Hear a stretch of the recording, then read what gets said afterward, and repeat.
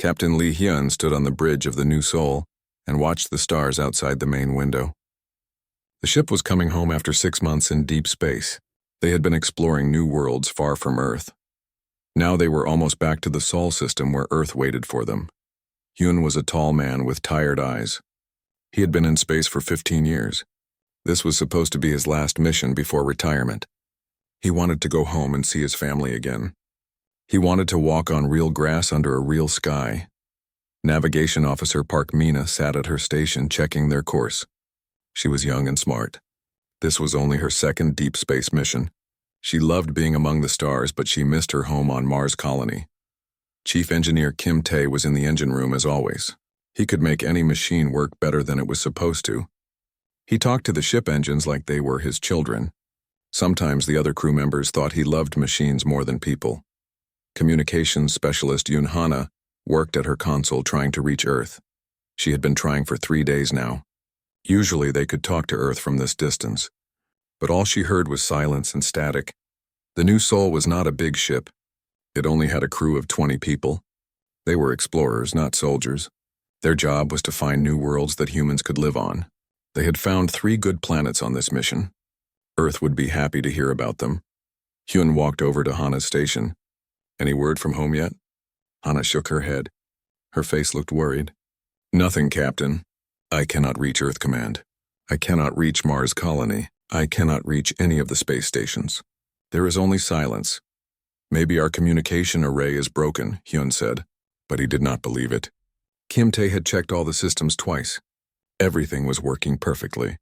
Park Mina looked up from her navigation screen. "Captain, we are entering the Sol system now. We should be able to see Earth's orbital stations on long-range sensors." Hyun nodded. "Put it on the main screen." The view changed. They could see the sun in the distance. They could see the planets in their orbits. But something was wrong. Very wrong. Earth's orbital stations were dark. The mining platforms around the asteroid belt were not moving. The defensive satellites that protected the system were floating dead in space. "Where is everyone?" Park Mina whispered. Hyun felt cold fear in his chest. "Hana, keep trying to reach someone, anyone. Mina, take us closer to Earth, but stay alert." As they flew closer to Earth, they saw more terrible things. The lunar colonies were dark. No ships moved between the planets. The busy trade routes were empty. Then Hana's console made a sound. She had found something. "Captain, I am getting an automated signal. It's an emergency beacon from Luna Base. Put it on the speakers." The message was short and horrible. A computer voice spoke in flat, emotionless words. "Emergency Protocol 7 is in effect. All civilian personnel evacuate immediately. The Vorthak Empire has breached our defenses. Repeat. The Vorthak Empire has breached our defenses. This message will repeat until power systems fail. May God help us all." The bridge went quiet. Everyone knew about the Vorthak Empire. They were stories told to scare children, ancient aliens who ate entire civilizations. They lived somewhere far away in the dark between the stars. They were not supposed to be real. "Play it again," Hyun said quietly. They listened to the message 5 more times. Each time it sounded more real and more terrible. Kim Tae's voice came over the communication system from the engine room. "Captain, you need to see this. I am picking up debris fields around Mars, big ones." Hyun closed his eyes. Mars was where Park Mina's family lived. It was where 2 million humans had made their home. "Take us to Mars orbit," he ordered. What they found there made Park Mina cry. The red planet was covered in black scars. Its cities were gone. Its orbital stations were twisted metal floating in space. And among the wreckage were strange ships that looked like giant insects. "Those are not human ships," Kim Tae said over the communication system. The alien ships were huge and organic-looking. They seemed to be alive. As they watched, one of the ships extended long tentacles and began pulling pieces of the destroyed Mars stations into itself. "They are still here," Hana whispered. "They are still feeding." Hyun stared at the alien ships. His hands were shaking with anger. Somewhere in the wreckage below were the bodies of millions of humans. Good people who had never hurt anyone. Children who would never grow up. Dreams that would never come true. "Captain, what are we going to do?" Park Mina asked. Tears ran down her face. Hyun looked around at his crew. 20 people on one small ship. The aliens had destroyed the entire human civilization. Earth's great fleets were gone. The colonies were silent. They were probably the only humans left alive in the universe. The smart thing to do was run. Find somewhere far away to hide. Try to survive. But Hyun looked at the alien ships feeding on human remains and felt something burn in his chest. "We are going to make them pay," he said quietly. "Captain, those ships are huge," Kim Tae said. "We cannot fight them." "Then we will learn how to fight them," Hyun replied. "We will study them. We will find their weaknesses. And we will make them sorry they ever found Earth." He turned to face his crew. "I will not order anyone to stay. This is probably a suicide mission. If you want to leave, take the shuttle and find somewhere safe to live." Nobody moved. Park Mina wiped the tears from her eyes and turned back to her navigation console. "Where do we start, Captain?" Hyun smiled for the first time since they had entered the Sol system. His crew were good people. Brave people. Maybe 20 humans could not win a war against an alien empire, but they could try. "We start by learning how to kill monsters," he said. Outside the window, the alien ships continued their terrible work. They did not know that the human race's last survivors were watching them. They did not know that something new had been born in the darkness between the stars, something angry and determined and absolutely without mercy. The war for humanity's survival was about to begin. 3 days passed before Captain Lee Hyun made his first move against the alien ships. The new Sol hid behind one of Mars's dead moons while they watched and learned. The Vorthak ships were like nothing humans had ever built. They looked alive with smooth curved surfaces that pulsed like beating hearts. Long tentacles reached out to grab pieces of destroyed human stations. The aliens were harvesting everything they could find. Kim Tae worked day and night in the engineering section. He studied the alien ships through their sensors. He watched how they moved and how they fed. Slowly, he began to understand their technology. "Captain, I think I know how their ships work," Kim Tae said over the communication system. "They are not just machines. They are living creatures. They have nervous systems like animals do." Hyun came down to the engineering deck. Kim Tae showed him pictures on his computer screen. The alien ships had patterns of energy flowing through them like blood in veins. "If they are alive, then they can be hurt like living things," Kim Tae explained. "I have been working on something. A weapon that sends out electromagnetic pulses. It might damage their nervous systems." Park Mina joined them. She had been quiet since they found Mars destroyed. Her family had lived there. Her parents and her little brother. Now they were gone. "How many of those ships are out there?" she asked. 3 near Mars. Maybe more around other planets," Kim Tae replied. "But I think we can take one of them if we are smart about it." Hyun looked at his small crew. They were not soldiers. They were explorers and scientists. But the aliens had killed their entire species. Now they had to become something else. "What do you need to build this weapon?" Hyun asked. "Parts from our sensor array and the main computer core. It will take 2 days," Kim Tae said. "Do it." While Kim Tae built his weapon, the rest of the crew prepared for battle. They had never fought anyone before. The new Sol was not a warship. It only had basic shields and no real weapons. Yoon Hana found something important while she listened to alien communications. The Vorthak ships talked to each other using low-frequency signals. She could not understand their language, but she could track their messages. "Captain, the alien ships report to someone else. There is a bigger ship somewhere in the outer system. I think it is their commander," Hana told Hyun. "Can you jam their communications?" "Maybe, if I can get close enough to one of their ships." Park Mina had an idea. "Captain, what if we use the asteroid field to hide our approach? I can navigate us through the rocks without being detected." Hyun nodded. His crew was thinking like warriors now. Good. On the 3rd day, Kim Tae finished his weapon. It looked like a large metal dish attached to their main power core. He called it an electromagnetic pulse cannon. "It will only work at close range," Kim Tae warned. "And it will use most of our power. We will only get 1 shot." "Then we better make it count," Hyun replied. They waited until the alien ships separated. One of them moved closer to Mars to harvest more wreckage. The other 2 stayed in high orbit. "This is our chance," Hyun said. "Mina, take us through the asteroid field. Hana, get ready to jam their communications. Tae, charge up your weapon." The new Sol moved quietly between the floating rocks. Park Mina was an excellent pilot. She guided them past asteroids the size of buildings without making a sound. The alien ship grew larger on their screens. It was 3 times the size of their ship. Its tentacles were wrapped around the remains of a human transport vessel. "In range, Captain," Kim Tae reported. "Hana, jam their communications now. Yoon Hana activated her jamming system.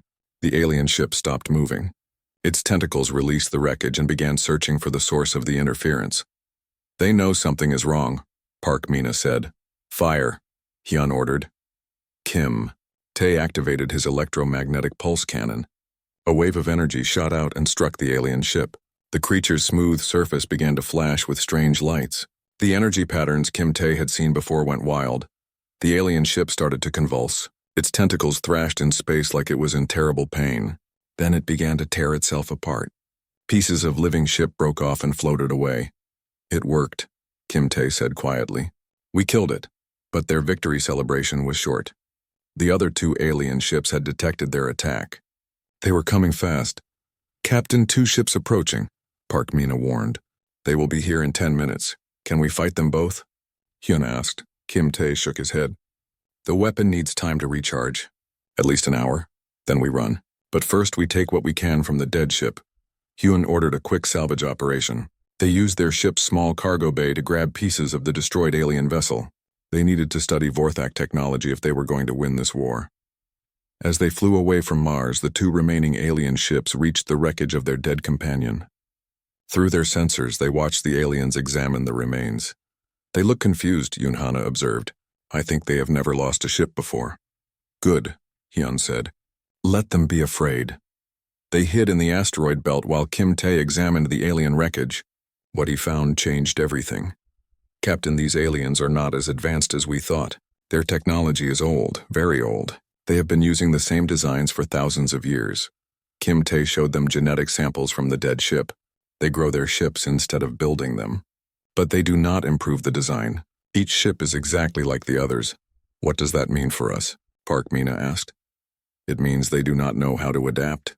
They have never needed to. They just overwhelm their enemies with numbers. Hyun began to smile. But we are not like their other enemies, are we? No, Captain. Humans adapt. Humans learn. And now we know how to kill them. Over the next week, they studied the alien remains. They learned how Vorthak ships were grown and how their nervous systems worked. Kim Tae built better weapons. Yoon Hana learned to decode their communications.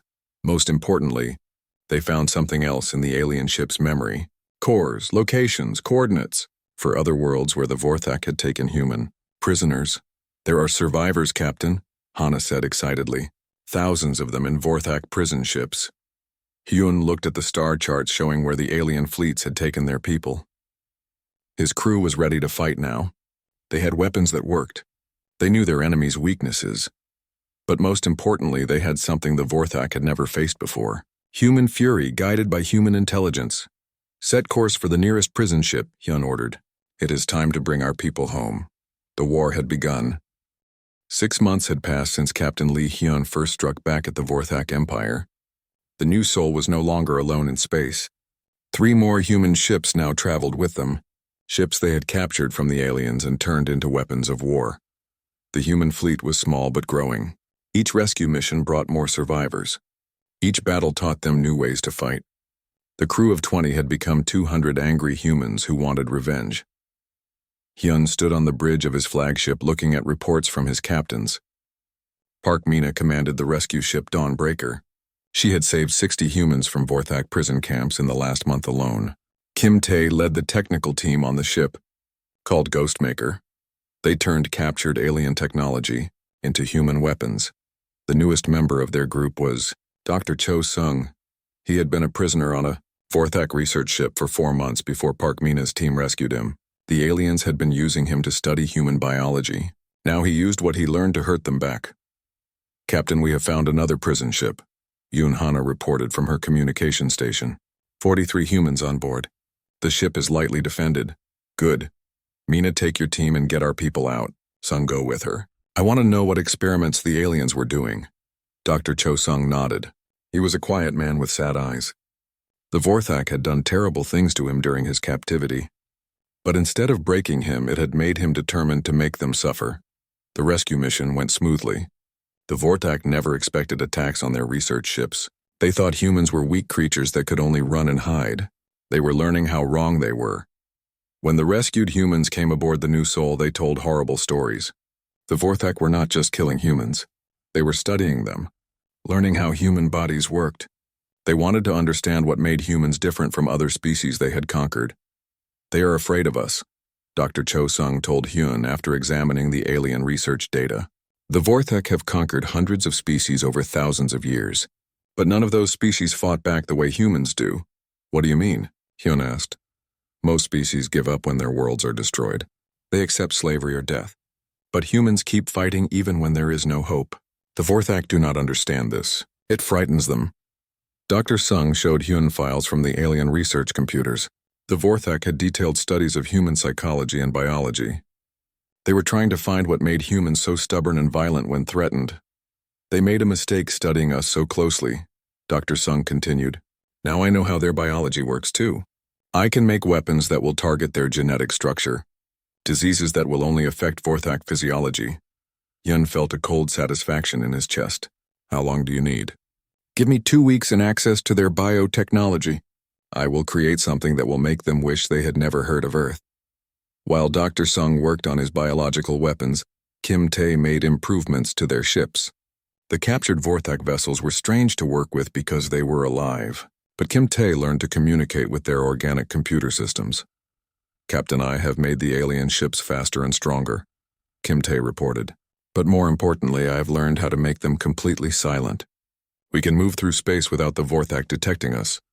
This gave Hyun new ideas for attacks. His ships could strike anywhere without warning. They could disappear before the aliens could respond. The human fleet began to hit targets across 3 star systems. They attacked supply convoys carrying resources back to Vorthak space. They destroyed research stations where aliens studied captured humans. They rescued prisoners and turned Vorthak bioships against their former masters. With each victory, the legend of human fury spread through alien communication networks. Vorthak commanders who had never known fear began to request additional protection. Some alien colonies reported that their populations were too frightened to leave their hiding places. Park Mina had become something different during these months of war. She was no longer the young navigation officer who had cried when they found Mars destroyed. Now she led boarding parties that struck terror into Vorthak hearts. The aliens have stopped taking human prisoners to their research stations, she reported to Hyun after their latest mission. They are too afraid of our rescue operations. Good, but we need to hit bigger targets. We need to make them understand that nowhere in their empire is safe from us. Yoon Hana had been monitoring Vorthak communications across dozens of systems. She brought disturbing news to the command meeting. Captain, the aliens are planning something big. Their military commanders have been called to a meeting on a world called Kethmore. It appears to be some kind of training academy. Kim Tae looked up from his technical reports. If we could strike at their military academy, we would cripple their ability to train new commanders. How many ships would be defending it? Hyun asked. According to the communications, I intercepted maybe 50 vessels, but they are all training ships with inexperienced crews, Hana replied. Dr. Sung entered the meeting room carrying a sealed container. Inside were samples of his new biological weapons. Captain, my work is complete. These viruses will target Vorthak nervous systems. They cause extreme fear before death. The aliens will experience the same terror they have inflicted on their victims. Hyun looked around at his officers. They had come so far from the exploration crew that discovered Earth's destruction. Now they were warriors capable of striking fear into an alien empire. How many humans can we rescue if we attack this academy world? He asked. The intelligence suggests no human prisoners there. Only Vorthak military personnel and their students, Hana answered. This made the decision harder. Up until now, they had focused on rescuing human survivors. Attacking Kethmore would be pure warfare with no immediate benefit to their people. Park Mina spoke first. Captain, every Vorthak commander we kill today means fewer humans will die tomorrow. Kim Tae agreed. Their military academy trains the officers who plan attacks on other species. We could save entire civilizations by destroying it. Dr. Sung was quiet for a long moment. Then he said, The Vorthak showed no mercy to our children. Why should we show mercy to theirs? Yoon made his decision. We attack Kethmore. But this will not be a rescue mission. This will be complete destruction. We will make sure no Vorthak on that world survives to tell others how to fight humans. The room went quiet. They all understood what Hyun was saying. They were no longer just trying to survive or save their people. They were trying to destroy an entire species. Are we becoming like them? Park Mina asked quietly. Hyun looked out at the stars where Earth used to be safe and protected. No. We are becoming something worse. We are becoming their nightmare. The attack on Kethmore began 3 days before the human ships arrived. Yoon Hana sent terror into the hearts of young Vorthak students through their own communication networks. She broadcast recordings of Vorthak ships being destroyed by human weapons. She showed them images of their commanders begging for mercy before they died. She made sure every alien on the Academy world knew exactly what was coming for them. The psychological attack is working, Captain, Hana reported from her station. I am detecting panic communications across the planet. Half of their training ships have already fled the system. Captain Lee Hyun watched the Academy world grow larger on his main screen. Kethmore was a beautiful planet with blue oceans and green continents. It looked almost like Earth. Soon it would look very different. The human fleet had grown to 8 ships. All of them were captured Vorthak vessels that had been modified by Kim Tae's engineering teams. They moved through space like silent predators hunting their prey. Dr. Cho Sung worked in his laboratory preparing the biological weapons for deployment. He had created viruses that would target the Vorthak genetic structure, but these were different from his earlier work. These were designed to cause maximum fear and suffering. The fear toxins are ready, Captain, Dr. Sung reported. Once released into their atmosphere, the Vorthak will experience terror beyond anything they have ever known. They will understand what our people felt when Earth burned. Park Mina commanded the assault ship that would lead the ground attack. She had trained 200 human survivors in combat techniques. They were not professional soldiers, but they fought with the fury of people who had lost everything. All teams report ready, Captain, Park Mina said over the communication system. We will show these aliens what human rage looks like. The remaining Vorthak defenders around Kethmore detected the human fleet when they were still 6 hours away. But it was already too late. The Academy's defensive systems had been designed to stop traditional space fleets. They were not prepared for ships that could become invisible to their sensors. Kim Tae had made improvements to their stealth systems using captured alien technology. The human ships could pass through Vorthak sensor networks like ghosts. By the time the defenders realized they were under attack, the humans were already in their atmosphere. Beginning orbital bombardment, reported Captain Joe Min from the heavy assault ship Thunderstrike. His ship had been a Vorthak battleship before Kim Tae converted it into a human weapon of war.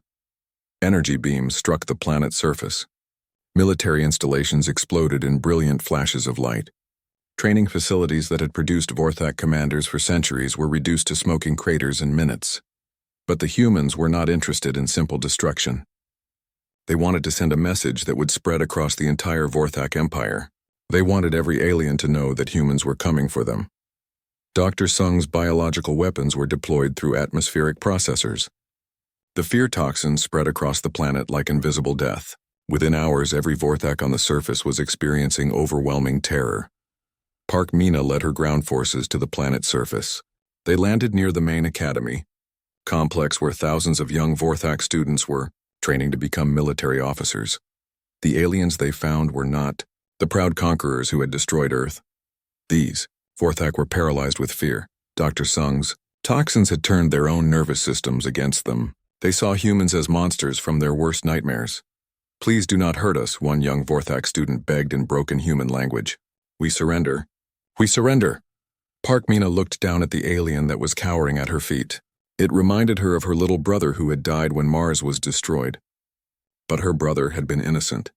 This creature was training to kill humans. Did our children get to surrender? She asked coldly. The systematic destruction of Kethmore took 18 hours. The humans destroyed every military building on the planet. They eliminated every Vorthak who had any connection to their military forces. But they left the civilian population alive to spread word of what had happened. In the Academy archives, they made a discovery that changed the entire war. The Vorthak kept detailed records of every species they had ever conquered. Thousands of different alien races had been absorbed into their empire over the centuries. Captain, look at this, Kim Tae called from his position at a captured Vorthak computer terminal. They have genetic templates for every species they destroyed. Complete biological data on civilizations that have been extinct for hundreds of years. Dr. Sung examined the alien databases with growing excitement. If I can reverse their absorption process, I might be able to bring back some of these extinct species. The Vorthak technology could be used to restore life instead of destroying it. This discovery gave new purpose to their war. They were not just fighting for revenge anymore. They were fighting to undo centuries of galactic genocide. Yunhana monitored Vorthak communications as news of Kethmor's destruction spread across their empire. The reaction was immediate and terrifying to the aliens. Captain Panic is spreading through their entire military structure, she reported. Colonial governors are abandoning their posts. Trade routes are shutting down. Some Vorthak worlds are requesting evacuation. Good, Hyun replied. Let them run. Let them hide. We will find them anyway. But their victory came with a price. As they prepared to leave, Kethmor Hana detected massive energy signatures at the edge of the system. Captain, we have a problem. Long-range sensors show a huge Vorthak fleet approaching. More ships than I can count. Kim Tae enhanced the sensor readings. What he saw made him go pale. Captain, that is not just a fleet. That is the entire Vorthak battle armada. Every warship in their empire. Dr. Sung looked up from the genetic databases he was studying. They are not coming to recapture Kethmor. They are coming to destroy us completely. Hyun felt a cold certainty settle in his chest. The Vorthak Empire had finally understood the threat that humans represented. They were bringing everything they had to end the human rebellion once and for all. How long until they arrive? He asked. 12 hours at most, Hana replied. Then we have 12 hours to prepare for the fight of our lives. Park Mina returned from the planet's surface with her assault teams. The ground mission had been completed successfully. Every Vorthak military installation was destroyed. But she could see the worry on her captain's face. What is wrong? She asked. The entire Vorthak Empire is coming to kill us, Hyun replied simply. And we have nowhere to run. Through the ship's windows, they could see the stars beginning to change color as massive alien vessels approached through hyperspace. The final battle was coming. 8 human ships against thousands of Vorthak warships. The odds were impossible. But then again, humans had been facing impossible odds since this war began. They had survived by being smarter and more determined than their enemies. All ships prepare for battle, Hyun ordered. Today we show the galaxy what happens when you try to destroy the human race. The Academy world of Kethmor burned behind them as they prepared to face the full might of an alien empire.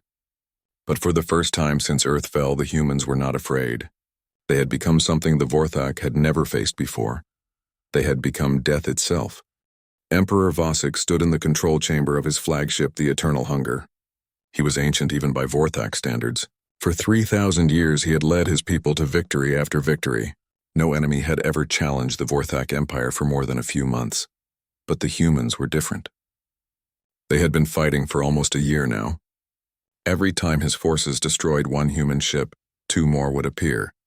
Every time they killed human rebels, more would join their cause. My Emperor, the Grand Fleet is assembled, reported his military advisor, Commander Grathel. 10,000 bioships await your orders. Every warrior in the Empire has answered your call. Vosik looked out at the massive armada surrounding his flagship. Each ship was a living creature bred for war. Together they represented the accumulated military might of centuries of conquest. It was enough firepower to destroy entire star systems. Find the human rebels, he ordered. Hunt them down. Kill them all. I want this species extinct before the next moon cycle. The great hunt began immediately. Vorthak fleets spread across known space searching for any sign of human activity. They investigated every asteroid field and every empty planet where the rebels might be hiding. But Captain Lee Hyun had learned from the best teacher possible. He had learned from defeat. After the destruction of Earth, he understood that fighting the Vorthak Empire directly was suicide. His small fleet could not win a traditional battle. Instead, he split his forces into dozens of small groups. Each team had a specific mission and operated independently. If one group was captured or destroyed, the others would continue fighting. Park Mina took command of a strike force with 3 ships. Her mission was to attack the industrial worlds where the Vorthak grew their bioships. She led her teams deep into enemy territory, moving like ghosts through their sensor networks. Kim Tae led the Technical Warfare Division. His job was to corrupt Vorthak bioship production facilities. He had learned to speak with their living computers and convince them to grow ships that would malfunction at critical moments. Dr. Cho Sung worked alone on a secret project. He had taken samples of Vorthak genetic material and was creating his masterpiece. A virus that would not kill immediately, but would ensure that future generations of Vorthak would be born weak, and unable to reproduce. Yun Hana disappeared entirely into the galactic communication networks. She became a ghost in their system, spreading fear and false information. Vorthak commanders began receiving orders that led their fleets into traps. Supply convoys were sent to empty space while human rebels attacked their real destinations. The psychological warfare was working better than anyone had hoped. For the first time in their history, the Vorthak were experiencing doubt and fear. Their warriors, who had never known defeat, began to question whether they could win this war. Commander Grathel brought disturbing reports to Emperor Vosik after 3 months of hunting. "My Emperor, we have destroyed 47 human ships, but more keep appearing. Our bioship production facilities are experiencing system failures. Something is corrupting our growth chambers." "How is this possible?" Vosik demanded. "We have 10,000 ships hunting less than 50 human vessels. The humans do not fight like other species. They attack our weak points and disappear before we can respond. They are turning our own technology against us." Vosik felt something he had not experienced in thousands of years: uncertainty. The Vorthak Empire had rules for conquest that had worked for centuries, but the humans were not following those rules. On the industrial world of Morthak Park, Mina's strike force achieved their greatest victory yet. They infiltrated a bioship breeding facility and planted Kim Tae's corruption codes in the central nervous system. "The facility will continue producing ships," Kim Tae explained to the strike team. "But every ship they create will have hidden weaknesses. When Vorthak commanders try to use them in battle, the ships will turn on their own crews." The attack was so subtle that the Vorthak did not realize what had happened until weeks later. By then, hundreds of corrupted bioships had been distributed to fleets across the empire. Dr. Cho Sung completed his genetic weapon on an abandoned research station in deep space. He called it the Bloodline Ender. It was designed to spread through the Vorthak population, slowly and silently. "This virus will not kill the current generation," he explained in a message to Captain Hyun. "But their children will be born sterile and weak. Within 2 generations, the Vorthak species will become extinct." The weapon was delivered through contaminated supplies that the Vorthak captured from human ships. They thought they were stealing resources, but they were actually infecting themselves with their own extinction. Across the galaxy, other species began to take notice of the war between humans and Vorthak. On dozens of worlds, enslaved populations whispered about the small human fleet that was making the mighty empire tremble with fear. Some alien races began their own rebellions. If humans could fight the Vorthak and survive, then maybe freedom was possible for others too. Uprisings started on mining worlds and factory planets throughout Vorthak space. Emperor Vosik realized that his empire was facing collapse, not just from human attacks, but from internal revolution. The fear that humans had spread was inspiring every enslaved species to fight for freedom. "My Emperor, we are receiving reports of rebellions on 37 worlds," Commander Grathel reported. "Our forces are spread too thin to respond to all of them. Then we will make an example that will end this madness forever," Vosik decided. "Gather the core battle fleet. We will find the human leader and destroy him personally. When the other species see their heroes die, they will surrender." But finding Captain Lee Hyun proved to be impossible. The human fleet moved constantly and left no patterns for Vorthak intelligence to follow. They struck at random targets and disappeared before reinforcements could arrive. After 6 months of fruitless searching, Emperor Vosik made a desperate decision. He would return to the Sol system where this war had begun. He would wait there with his most powerful ships until the humans came to him. "They will come," he told his advisors. Earth was their birth world. They will not be able to resist returning to see its remains. Vosik was right. When Captain Hyun received word that the Vorthak Emperor himself was waiting in Earth's orbit, he knew the final confrontation had arrived. He wants to end this war where it started. Hyun told his scattered fleet commanders during a secret communication. "All ships return to Sol system. It is time to finish what we began." The stage was set for the last battle between humans and Vorthak. Emperor Vosik waited among Earth's ruins with the most powerful warships ever built. Captain Hyun approached with his small fleet of captured alien vessels and the fury of an entire dead species behind him. Only one of them would survive to see the dawn of a new age in the galaxy. The final battle for the galaxy began where humanity's suffering had started. Captain Lee Hyun brought his fleet of 30 ships to the Sol system, where Earth's dead remains still orbited the sun. Emperor Vosik waited for them with the most terrifying weapon the Vorthak Empire had ever created. The Leviathan was not just a ship. It was a living moon with weapons that could destroy entire planets. Around it floated 500 of the Empire's most powerful warships. "Captain, we are completely outnumbered," Park Mina reported from her position at the navigation station. "Their flagship alone is larger than our entire fleet." Hyun stared out at the massive alien armada. The Leviathan pulsed with bioluminescent patterns across its surface.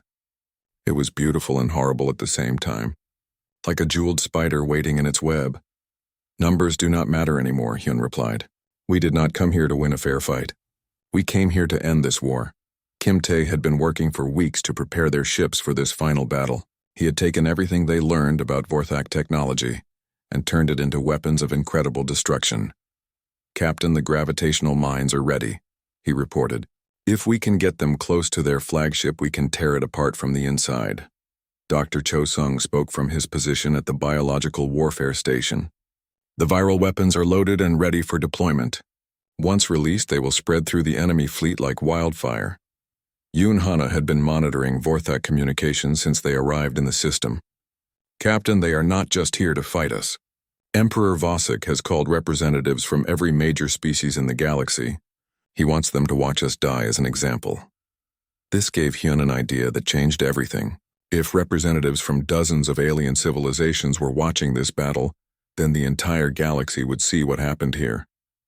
They would see whether humans could really defeat the mighty Vorthak Empire. "Then let us give them a show they will never forget," Yoon said. The battle began when the human fleet scattered in all directions. Instead of approaching the Leviathan directly, they used the ruins of Earth's orbital stations as cover. The dead human cities became shields and weapons in the hands of their children. Emperor Vosik watched the humans' tactics with growing confusion. No species had ever fought this way before. They were using their own destroyed homeworld as a battlefield advantage. "Send the attack wings to destroy them," he ordered. "End this quickly." But the Vorthak attack formations found themselves flying through minefields of human debris. Kim Tae had turned the wreckage of space stations into kinetic weapons that tore through alien bioships like bullets through paper. Park Mina led a desperate boarding action directly toward the Leviathan's surface.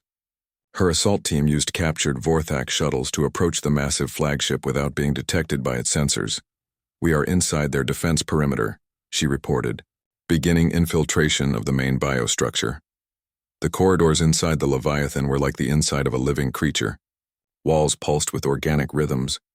The floor felt warm and soft under their feet.